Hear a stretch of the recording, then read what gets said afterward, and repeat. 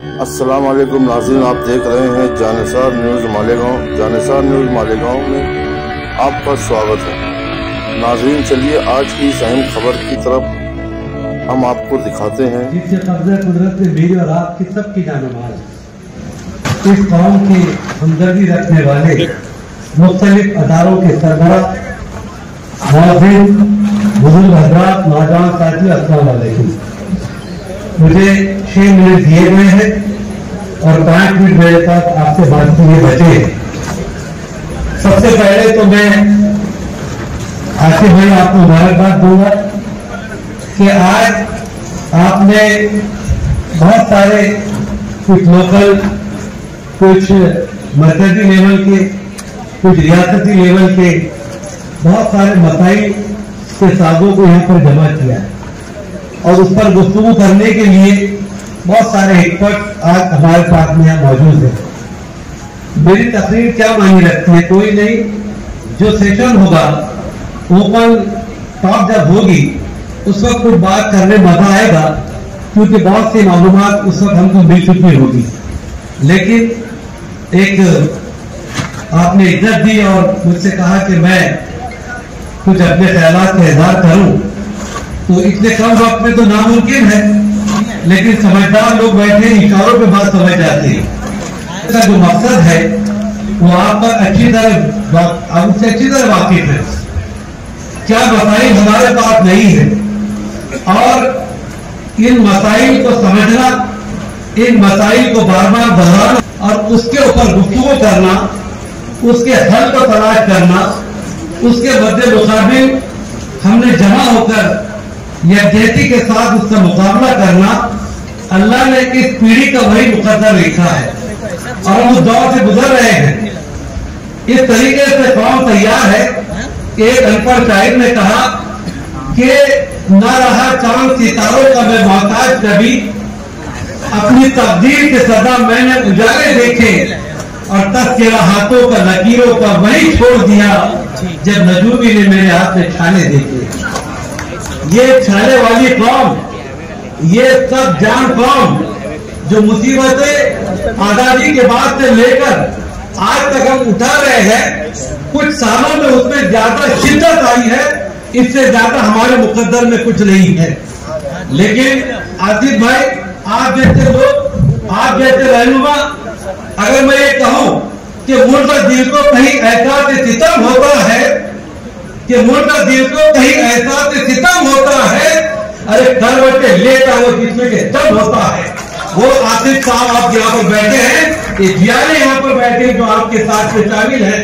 یہ ٹرک بھر کر کرائے سے لائے ہوئی فوج نہیں ہے، ہر کوئی اپنے ادارے کا سردار یہاں پر بیٹھا ہے، اور اگر اس کانفرنس کے اندر ہم لوگ طے بنا کر یہاں سے جاتے ہیں، انشاءاللہ آنے والے وقت میں جن مسائل کو آپ نے اٹھایا ہے، چاہے وہ اوقاف کا معاملہ ہو، چاہے مسجدوں کی تعمیر کا معاملہ ہو، چاہے نارتھ فکر کا معاملہ ہو، چاہے جنگ مرتبے کا معاملہ ہو، کوئی بھی معاملات ہو، ہم اس کے لیے تیار ہو سکتے ہیں، بشرطے یہ کہ نشستاً گفتاً برخاستاً نہ ہو۔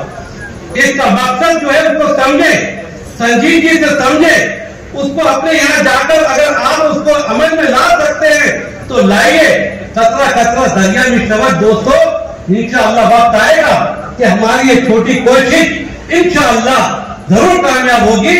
ہم یہ نہ سمجھیں کہ ہم مائنارٹیز میں ہیں اور مائنارٹیز جو ہے اس کو دبایا جا سکتا ہے۔ ہاں، حکومت کی پالیسی میجورٹی بناتے ہیں، لیکن یاد رکھیے آج پوری دنیا میں نئی جدید ٹیکنالوجی کے تحت آج گھر بیٹھے ہزاروں میل کے اوپر جو بلڈنگیں بنائی جا رہی ہے، تو مائنارٹی میجورٹی کا تصور یہ ختم ہو چکا ہے۔ آج پالیسی کا تصور ہے، آپ کے پاس میں کتنی ٹیکنالوجی ہے اس کا سفر ہے۔ عزیزان گرامی، کیا آج جن حالات سے ہم واقف ہیں اس کے بارے میں ہم سوچ رہے ہیں؟ مجھے افسوس کے ساتھ کہنا پڑتا ہے کہ وقت کے اعتبار سے چند چیزوں کو چھوڑ دیجیے، چند لوگوں کو چھوڑ دیجیے، اس لیے آرام کی زندگی کوئی گزار رہا ہوگا، وہ امت مسلمہ گزار رہی ہے۔ ہماری پراپرٹی چیزیں بھی پوری تیار ہو چکی ہے۔ آج اللہ کا شکر ہے، اللہ سلامت رکھے اور ان کے ہاتھ میں صحیح فیصلہ کر جائے کہ آج CBI صاحب نے کل سے اس کو روک لگا کے رکھا، आज बीजेपी के उन मरकजी वजीरों की नींद हराम है, तो करना जो चाहते थे वहां पर कॉन्स्टिट्यूशन ने उनको रोक के रखा। हम इस लड़ाई को जो लड़ रहे हैं, बेशक ये बहुत साजिश के तहत इस काम को हमारे पीछे लगाया गया। हम अपने जो आज मसाइल है, जो सही मसाइल है, हम उनको छोड़कर इन निकम्मे कामों के अंदर अपना वक्त जाया करें और अपनी कौम की तरक्की न करें, इसके लिए साजिश के तहत किया गया। वरना जिस तरीके से 2013 में जो फाइनल औकाफ का बिल बना, उसका कोई अमेंडमेंट की जरूरत नहीं है, उसको अली बेबी लगाने की जरूरत नहीं है। बाबा साहेब आंबेडकर जी ने जिस दस्तूर की बुनियाद रखी, आर्टिकल 13 हमको प्रोटेक्ट करती है कि कोई भी अमेंडमेंट, कोई भी कानून इस मुल्क के अंदर बन सकता है, बनाए, लेकिन अगर हमारे फंडामेंटल राइट को छेड़ा, आर्टिकल 13 बंदूक लेके करिए कि तुम उनको हाथ नहीं लगा सकते। ये कॉन्स्टिट्यूशन का सबसे बड़ा हमारे पास हथियार है और जिसको लेकर के हम लड़ रहे हैं, और इंशाअल्लाह उसके हम कामयाब होंगे। ऐज़ान गिरामी, एक ही बात कह के मेरी बात को खत्म करता हूँ। बहुत छोटा सा वाक़या सुना भी होगा आपने, शायद मैंने इससे पहले भी कहा, आपने सुना होगा कि हजरत इब्राहिम का वाक़या मैं आपको बताता हूँ। आखिर लोग बोलते हैं कि ये इस तरह के कॉन्फ्रेंस लेने से क्या होता है, ये काली पट्टी लगा के आपको इससे क्या होता है, ये इस तरह की आप रैली निकल से इससे क्या होता है, किसानों ने इतनी कुर्बानी दी, उनको क्या मिला, ये सब बातें बोलते हैं। लेकिन हमारे इससे भी स्ट्रगल है, हमको स्ट्रगल करना है। हम जो काम कर रहे हैं उस काम को हमको अंजाम देना है, उसका नतीजा अल्लाह के हाथ में है। हजरत इब्राहिम का वाक़या आपको बता दूं कि जिस वक्त हाथ में आपको ढकेला गया, हूँ का आलम परिंदा पर नहीं मार सकता था, अचानक एक नन्ही सी चिड़िया अपनी चोंच पे 2 बूंद लेके आगे बढ़ती है। मनहूस गिरकर उससे कहता है, नादान चिड़िया, ये 2 बूंद से तेरी क्या हजरत इब्राहिम की आंख बुझेगी? उसकी मजाक उड़ाता है जैसा आज हमारी मजाक उड़ाई जाती है। उस चिड़िया ने कहा, उसको पंद्रह में बांध के लेके जाना अजीज़ान गिरामी। उसने कहा कि हाय मनहूस गिरकर, मैं जानती हूं कि मेरे 2 बूंद से हजरत इब्राहिम की आंख नहीं बुझेगी, लेकिन याद रख, जब मौलिक ये वाक़या कलम बंद करेगा तो उसको 2 फरीद बनाना पड़ेगी, एक आग लगाने वालों की, एक आग बुझाने वालों की।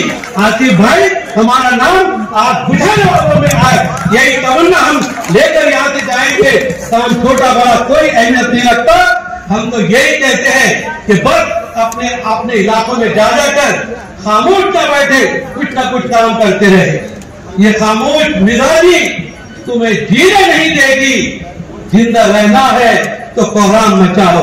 शुक्रिया, अल्लाह। अगर आपने अभी तक हमारा चैनल सब्सक्राइब नहीं किया तो हमारे चैनल को सब्सक्राइब कर लो।